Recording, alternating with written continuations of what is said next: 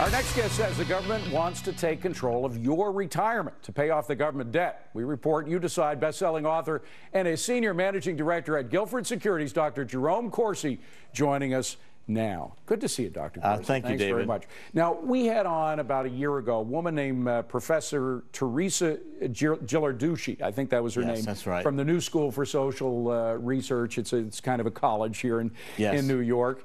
And she came out with this idea. She wanted to eliminate all tax breaks on 401ks and force an investment in your 401k in government debt, in government bonds. Is that what you're referring to here? Yes, she has been one of the intellectual forces behind this idea. I mean, I think looked at from a need point of view, the Obama administration, $1.4, $1.5 trillion deficit again this year.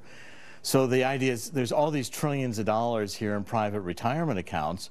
Why couldn't they just be forced into Treasury debt?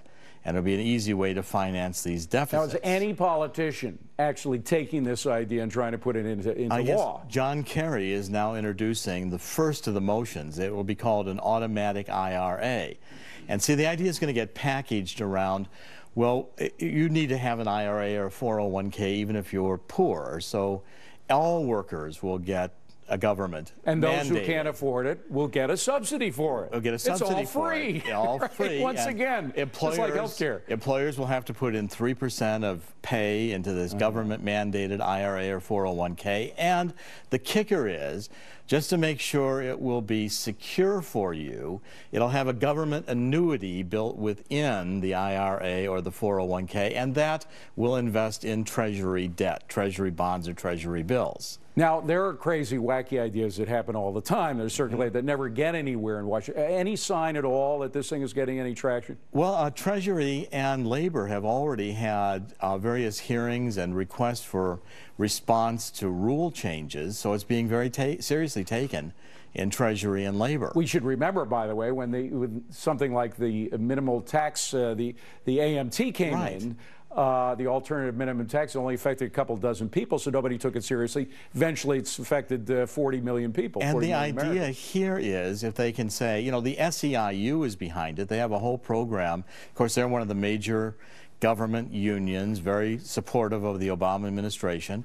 They have this Retirement USA program. Their whole idea is... And it's based on this idea. It's based on this idea that there should be government-mandated 401ks or IRAs. They should have a government annuity in it. They should be forced to invest in government debt, which is really contrary to the whole original idea of 401ks or IRAs.